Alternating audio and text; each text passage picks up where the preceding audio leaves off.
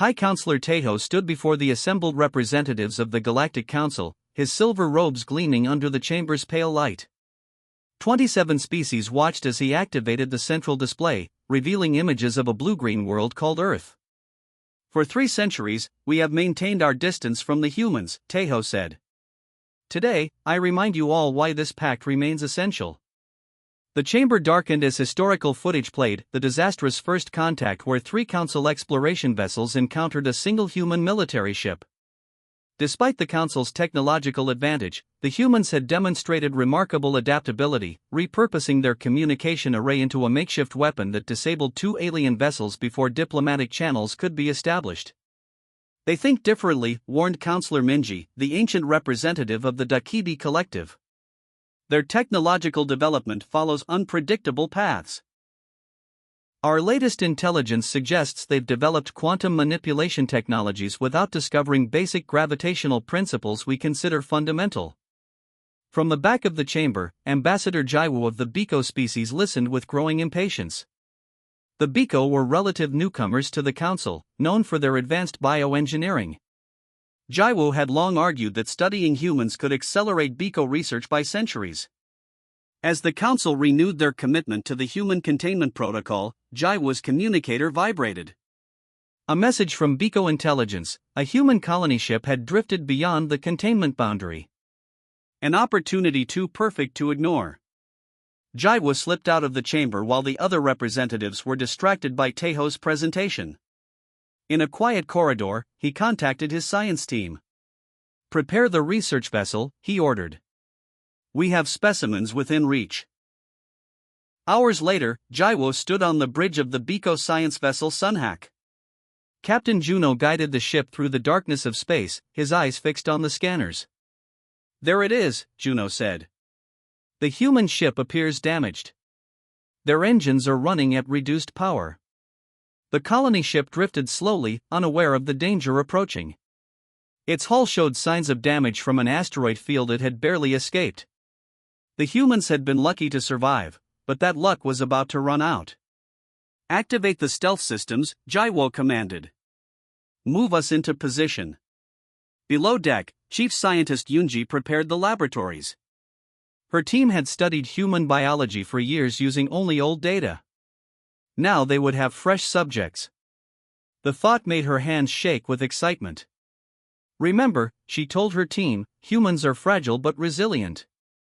They heal quickly and adapt to pain. Be careful with the sedatives." The Sunhack moved silently alongside the human vessel. Special teams in protective suits prepared to board. They carried weapons that would stun but not kill. On the colony ship, Engineer Mina noticed a small power fluctuation on her console. She frowned and tapped the screen. "That's strange," she muttered. "Something's interfering with our sensors." Before she could investigate further, the ship's lights flickered. Emergency alarms remained silent. "Security breach in Section 4, came a panicked voice over the communication system. Then silence. The Biko boarding team moved efficiently through the human ship. Their masks filtered the alien air as they used handheld devices to render the humans unconscious. "Remember," the team leader said, "Ambassador Jaiwu wants subjects of different ages and physical conditions. Take the strongest ones and any with technical skills." In the ship's engine room, Mina heard the strange footsteps approaching. She quickly hid behind a large power conduit, watching with wide eyes as 2 tall figures entered. They wore smooth gray suits and carried devices she had never seen before. One of the aliens spoke, its voice distorted by its breathing apparatus. "The human engineer should be here. The ship's records show this is her station." Mina held her breath. Her heart pounded so loudly she feared they would hear it. The second alien moved to a control panel. "These humans have interesting technology. Look at this power distribution system. It's inefficient but creative." "We have enough subjects," the first alien replied. "The ambassador ordered us to leave before the council detects our presence. This ship will be reported as lost to space anomalies." After they left, Mina crawled from her hiding place. Her hands trembled as she accessed the security system. The camera feed showed her worst fears, her crewmates being carried away by the alien intruders. She watched helplessly as the aliens returned to their ship, taking 20 of her fellow colonists. The Sunhack detached from the colony ship and moved away quickly. On the bridge, Jiwo smiled as Captain Juno activated the faster-than-light drive. "A successful mission," Jiwo said. "The Council will never know." But back on the colony ship, Engineer Mina worked frantically. She had managed to attach a small tracking device to one of the alien suits.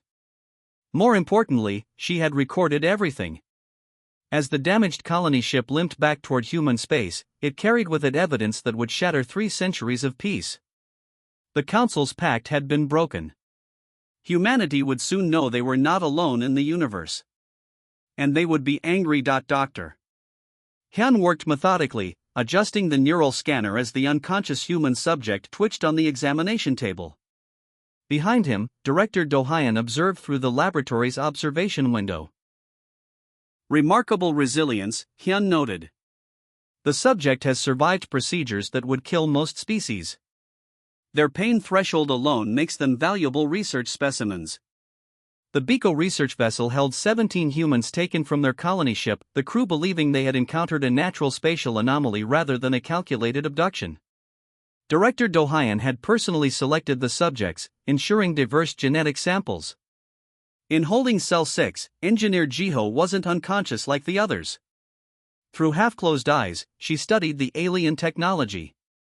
The Biko had underestimated human adaptability, a mistake. When the guard changed, Jiho made her move, repurposing medical equipment into a crude transmitter. The distress signal was brief but contained precise coordinates and biomarkers that would identify their captors. On Earth, General Sunwoo stared at the decoded message, his weathered face revealing nothing to his staff. Humanity had prepared for this moment for generations. Defense protocols activated across human space with quiet efficiency that would have surprised even their own citizens. Meanwhile, Council observer Ki-hyun noticed unusual energy signatures from human military installations but dismissed them as routine exercises. The Council's greatest intelligence failure was about to be revealed. Dr. Hyun increased the power to the neural scanner. The human male on the table jerked, muscles tensing against the restraints. Hyun made notes on his tablet, fascinated by the readings. "The pain response is complex," he told Director Do-hyun through the communication system. "Their nervous system has redundancies we don't see in other species." Director Do-hyun nodded, his tall frame casting a shadow across the observation room.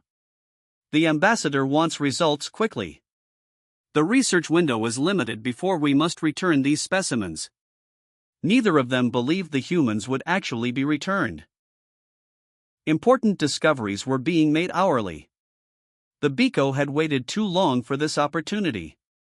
In the adjacent laboratory, 3 other scientists examined human blood samples. They had already identified unique cellular structures that might explain human adaptability. If these cells could be isolated and reproduced, Biko medical science would advance decades overnight. "Director," called one scientist, "you should see this. The human immune response is attacking our synthetic proteins but simultaneously adapting to them. It's learning as it fights." Director Do-hyun's eyes widened. This discovery alone justified the risk they had taken. Down in the holding area, Engineer Jiho waited until the night cycle when the lights dimmed. The guard outside her cell had grown comfortable with the routine. The humans stayed sedated, quiet, and compliant. Except Jiho had been spitting out her sedatives, hiding them in a crack in her bed. The medical scanner they had used on her had a small power cell. The monitoring bracelet on her wrist contained transmission components. Together, with parts from the food dispenser, she had built something the aliens wouldn't recognize as technology. Jiho closed her eyes and remembered the emergency protocols. Every human who ventured into space memorized them. If captured by non-terrestrial intelligence, observe. Survive. Communicate. She activated her makeshift device. It sent a short burst of data: location coordinates, biological markers unique to the Biko species, and a simple message: humans taken. 17 alive. Experiments. The transmission lasted only 3 seconds, too brief to track. Then Jiho disassembled the device and swallowed the key components. Evidence gone. Thousands of light years away, on humanity's home planet, an unassuming building in the southern hemisphere received the signal. Inside, technicians worked quietly, verifying the transmission's authenticity. General Sunwoo arrived within the hour. He was an older man with gray hair and eyes that had seen too much war. The technician stood as he entered the communications center. "Verification complete, sir," said the lead technician. "The signal matches Protocol Omega. First contact has occurred. Hostile intent confirmed." General Sunwoo nodded once. "Activate the response fleet. Authorization code Theta 95. Across Earth and its colonies, military bases came alive with activity. Ships that had been disguised as commercial vessels revealed hidden weapons systems. Soldiers who had posed as colonists received their activation codes. For 200 years, humanity had prepared for this moment. The discovery that they were not alone in the universe had been kept from the public, known only to military leadership and select government officials. Earth's first detection of the Council's observation vessels had occurred generations ago. Rather than reveal their awareness, humanity had watched and waited, building their strength in secret. In a monitoring station near Jupiter, Council observer Ki-hyun noted increased energy signatures from Earth's fleet. He yawned, filing a routine report classifying it as a standard military exercise. The Council had observed such activities before. Humans were constantly preparing for war against each other. What Ki-hyun didn't know was that the response fleet carried weapons specifically designed to counter Biko technology. Human intelligence had been studying Council species for decades, identifying weaknesses and developing countermeasures. Back on the research vessel, Dr. Hyun felt a moment of unease as he examined his latest test subject. The human woman stared at him with such intensity that he checked her sedative levels twice. "Something wrong?"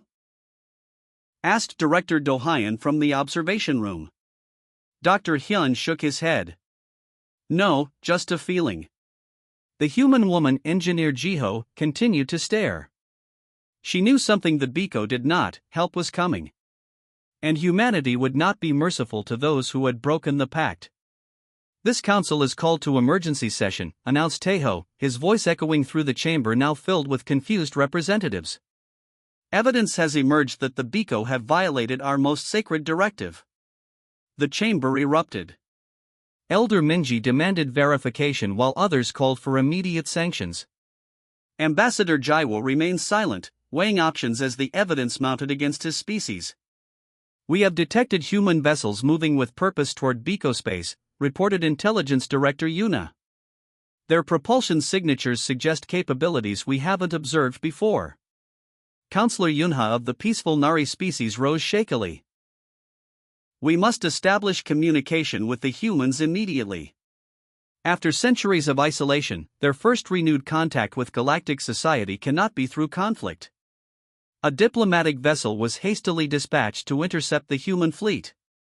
To the Council's surprise, the humans responded immediately. They had expected the contact. The human representative, Admiral Miho, appeared on the Council communication screen, his expression composed. "The Council's existence has been known to us for 97 years, he stated calmly. "We respected your desire for separation until our people were taken. We request the Council's non-interference as we address this violation." On the Biko homeworld, Director Do-hyun ordered all research data on human subjects deleted and the remaining captives eliminated. The decision came too late.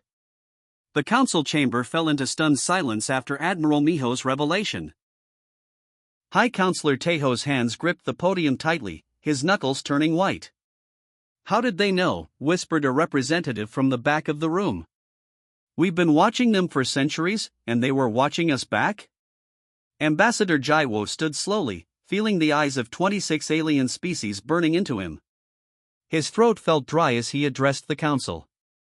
"These accusations are baseless," he said. "The Biko people respect the containment protocol. Perhaps the humans are simply trying to create division among us." Intelligence Director Yuna tapped her screen, and a large projection appeared above the chamber floor. It showed clear images of a Biko research vessel alongside a damaged human colony ship. "These were transmitted to us 1 hour ago by the human fleet," she said. "The images are authentic. They also sent us this." The projection changed to show laboratory footage. Dr. Hyun could be clearly seen performing tests on unconscious human subjects. Director Do Hyun watched from behind glass. Ambassador Jaiwa's face drained of color. "This must be a misunderstanding," he stammered. "Unauthorized research perhaps, but not sanctioned by our government." Elder Minji rose from her seat, her ancient form barely able to stand without assistance. "Do not insult us with lies, Ambassador. The being in this footage is Director Do Hyun, chief of your species' biological research division. He answers directly to your prime leader." On the central screen, Admiral Miho waited patiently. His calm demeanor somehow made the situation more frightening. Counselor Yunha approached the communication terminal. "Admiral, we offer our deepest regrets for this violation. The Council did not authorize or know of these actions. We ask for time to investigate and make amends." Admiral Miho's expression did not change. "We have 17 citizens being held on a Biko research station. Their safe return is our priority. We have already dispatched a rescue team." The Council representatives looked at each other in alarm. A human military force was already on its way to a Biko facility? "Admiral," Taeho said, stepping forward. "Such action could be seen as an act of war. Please allow our peacekeepers to handle this situation." "With respect, High Counselor, we've monitored your peacekeepers' effectiveness for decades. Our people will be recovered by our own forces." Admiral Miho's voice remained level, but there was steel behind his words. "We simply inform you as a courtesy." Intelligence Director Yuna checked her console again, her eyes widening. "High Counselor, we're receiving reports that human vessels have already entered Biko territory. They somehow bypassed our detection grid." Ambassador Jaiwa frantically contacted his homeworld. The response came from a junior official, his voice shaking. "Ambassador, we've lost contact with Research Station 9. Our sensors detected unknown vessels approaching, then nothing. The station's communications went dark 10 minutes ago." Taeho turned back to the screen. "Admiral Miho, what have you done?" "A precision extraction operation," Miho replied. "No Biko personnel were harmed unless they directly threatened our rescue team. Your detection systems will come back online shortly. They were temporarily disabled, not damaged." The Council representatives murmured in shock. Human technology could disable their most advanced systems? Meanwhile, on the Biko homeworld, Director Do Hyun rushed through the underground research facility. "Delete everything," he shouted to his staff. "All records, all samples, everything about the human subjects." An aide approached him, trembling. "Director, we've received word from Research Station 9. It's been compromised." Do Hyun froze. "What about the human subjects there?" "Gone, sir. All 17 were extracted by human forces." The station staff were bound but unharmed. Do Hyun felt his blood turn cold. "And the research data?" "The humans took everything, sir. All our findings, all our records." Back in the council chamber, a new transmission appeared. A human woman in a simple gray uniform stood beside Admiral Miho. She looked tired but determined. "This is Engineer Jiho of Colony Ship Horizon," she said. "I and 16 others were taken by Biko researchers 3 weeks ago. We were subjected to experiments without consent. I built a transmitter from their own equipment and sent a distress signal to Earth." Ambassador Jaiwo collapsed into his seat as the evidence mounted. High Counselor Taeho bowed his head toward the screen. "Engineer Jiho, the Council extends its deepest apologies for your suffering. This violation goes against everything we stand for." Jiho's eyes hardened. "If that's true, then help us get justice." Admiral Miho spoke again. The Biko leadership responsible for this crime must face consequences. We propose a joint tribunal, with representatives from both our peoples and the council. The chamber erupted in discussion. Joint legal proceedings with humans? It was unprecedented. But the alternative, letting humans take justice into their own hands, seemed far more dangerous. Elder Minji addressed the council once more. For centuries we have hidden from humanity, fearing what they might do. Perhaps now we should fear what we have done to them. I move that we accept the human proposal. The vote was unanimous. Council military observer Jinho watched in stunned silence as the tactical display showed human vessels executing maneuvers his analysts had deemed physically impossible. The ships moved in unpredictable patterns, employing technology that seemed to bend rather than break the laws of physics. Their propulsion system shouldn't work, whispered his science officer. It contradicts established principles of spacetime manipulation. A team of just 30 human operators had infiltrated the Biko research facility, moving with coordination that suggested enhanced neural links without any visible technology. Surveillance footage showed them neutralizing security systems using methods that combined primitive hand-to-hand techniques with sophisticated energy manipulation. The council observation chamber fell silent as they watched the humans systematically disable rather than kill most Biko defenders. Only those who directly threatened the captives faced lethal force. On the Biko homeworld, planetary officials panicked. First Minister Donghi ordered the captured humans moved to government headquarters as leverage. The humans won't risk their people, he assured his cabinet. Admiral Miho received the Biko transmission with unexpected calm. Taking hostages indicates you fundamentally misunderstand humanity, he replied. You've just escalated this from a rescue operation to a full response. The council debated intervention but found themselves paralyzed by uncertainty. They had avoided humans for so long that they had no framework for predicting their actions.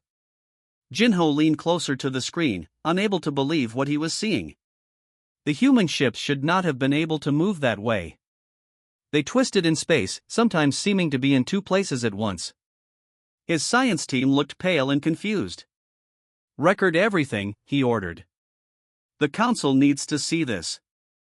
On the main screen, 3 human ships approached the Biko defense line. The Biko had deployed 40 combat vessels, a show of force that would intimidate most species. The humans did not slow down. They're going to crash, someone shouted.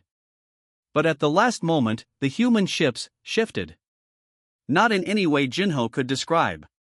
They simply weren't where they should have been. They passed through the Biko line without firing a single shot. How many weapons did they fire? Asked Counselor Teiho, who had joined the observation team. None, High Counselor, replied Jinho. They just moved differently. Inside the Biko research station, the human rescue team moved with perfect coordination. Their black uniforms had no visible technology, yet they communicated flawlessly. The station's internal cameras showed them moving through the facility like water, flowing around obstacles and guards. Look at that, said a military analyst, pointing to the screen. A human operator faced 3 armed Biko guards. The guards fired their weapons, but the human moved with impossible speed, disarming all 3 without killing them. The movements looked simple, almost basic, yet no one in the room could explain how they were accomplished. Are they using some kind of time manipulation? Asked Teiho. No, said the science officer. Our sensors would detect that. This is something else. Something we don't understand. In the council's main chamber, representatives from 27 species argued about how to respond. We must intervene, shouted the Biko representative, who had replaced Ambassador Jaiwu. They are attacking our sovereign territory. They are rescuing their people, countered Elder Minji. People your species took against all our laws. On the Biko homeworld, First Minister Donghi sat in his fortified office. 5 human captives were held in the building's secure basement. They had been brought from other research facilities as insurance. The humans will not dare attack a government building, he told his advisors. Send the message again.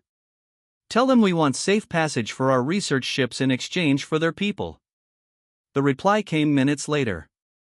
Admiral Miho's face appeared on the screen, still eerily calm. First Minister Donghe, he said. By taking more hostages, you have changed the nature of our operation. You have 1 hour to release all human captives. After that, we will consider this an act of war against humanity. Donghe laughed nervously. You are already in our territory without permission. You have already attacked our research station. What more can you do? Admiral Miho's expression did not change. We can show you what humanity is truly capable of when provoked. 1 hour, First Minister. The transmission ended. Donghe turned to his military chief. They're bluffing. Move more security to protect the hostages. 55 minutes later, all power on the Biko homeworld went out. Not just in the capital city, but across the entire planet. Communication systems, defense grids, orbital platforms, everything stopped working at once. In the darkness of his office, First Minister Donghe heard his security team shouting in confusion. Then silence. The door opened, and a single human stood there, holding no visible weapon. The hostages are coming with us, the human said simply. You have 2 choices. Help us, or stay out of our way. Back in the council observation chamber, Jinho watched in disbelief as reports came in. The entire Biko defense network had been disabled without a single shot fired. Somehow, the humans had introduced a system-wide shutdown that affected only military technology. Civilian life support and medical facilities remained operational. How is this possible? Asked High Counselor Teiho. Their technology was deemed primitive compared to ours. I think, said Jinho slowly, that we have been wrong about humans for a very long time. They didn't develop technology like ours because they found better ways. Within the hour, all human captives had been recovered. The rescue teams withdrew to their ships, leaving behind confused but unharmed Biko security forces. Admiral Miho sent one final message to the council. We have recovered our people. Now we require justice. We await your response. The council chamber fell silent as the representatives realized the truth. They had no response that would satisfy humanity without acknowledging their own failure. The Pact to avoid humans had not protected the galaxy from humanity, it had only left the council unprepared for this moment. The Biko defense grid collapsed in 17 minutes. Human vessels positioned themselves over key military installations across the Biko homeworld but fired no weapons. Instead, targeted electromagnetic pulses disabled command centers without harming civilian infrastructure. Ground teams moved with surgical precision to secure the hostages. When cornered, Director Dohayan expected execution but instead found himself taken into custody for what the humans called due process. In the council chamber, Admiral Miho presented humanity's terms: immediate diplomatic recognition, reparations for the captives, and Biko leadership to stand trial under jointly developed legal frameworks. We could have destroyed your centers of government, Miho explained to the assembled council. We chose restraint not from weakness but principle. Humanity wishes to join galactic society as equals, not subjects. The final decision came swiftly. The Biko civilization was placed under council probation with human oversight of their research activities. Ambassador Jaiwu and all officials involved in the abduction program faced trial. As the council adjourned, Elder Minji approached Admiral Miho privately. We feared your weapons and unpredictability, she admitted. But perhaps we should have been studying your restraint instead. Miho smiled slightly. The council wasn't entirely wrong to be cautious. Humanity can be dangerous, but usually only to those who threaten what we value. Perhaps now we can discover what we might build together rather than what we might do to each other. The Pact of Isolation was formally dissolved 3 months later, replacing centuries of fear with a cautious new beginning. Director Dohayan sat alone in his cell. The walls were simple white panels that gave off soft light. There was a bed, a small desk, and little else. The humans had designed this prison specifically for the Biko. The temperature was perfect for his species. The food met his dietary needs. It was humane in every way, which somehow made it worse. He had expected torture. he had expected rage. Instead, the humans treated him with a cold, professional courtesy that felt more terrible than any punishment. The door slid open. Engineer Jiho entered, the human woman he had ordered experimented on just weeks ago. She carried no weapon, showed no fear. "Your trial begins tomorrow," she said simply. "I will be testifying." Do-Hyeon looked up at her. "Why did you come here?" "To see if you understand what you did wrong," she replied. Do-Hyeon's ears flattened against his head. "We were curious. Your species is different. We wanted to understand." "You could have asked," Jiho said. "We would have shared our knowledge freely." The concept seemed impossible to Do-Hyeon. Species did not share their biological secrets. It was not how the galaxy worked. In the new council chamber on neutral space, Admiral Miho stood before representatives of all 27 species. Humans now had the 28th seat. Construction teams were already adding their symbol to the Great Hall. "The integration treaty is ready for signature," announced High Counselor Taeho. "After 3 centuries of separation, humanity will join the Galactic Council as full members." The gathered representatives applauded politely, but many looked nervous. The humans had proven themselves far more advanced than anyone had realized. Their technology operated on principles the Council species were just beginning to understand. "Before we proceed," said Elder Minji, "I must ask what many are thinking. Why did humanity hide its true capabilities for so long? Why pretend to be less advanced?" Admiral Miho looked around the chamber before answering.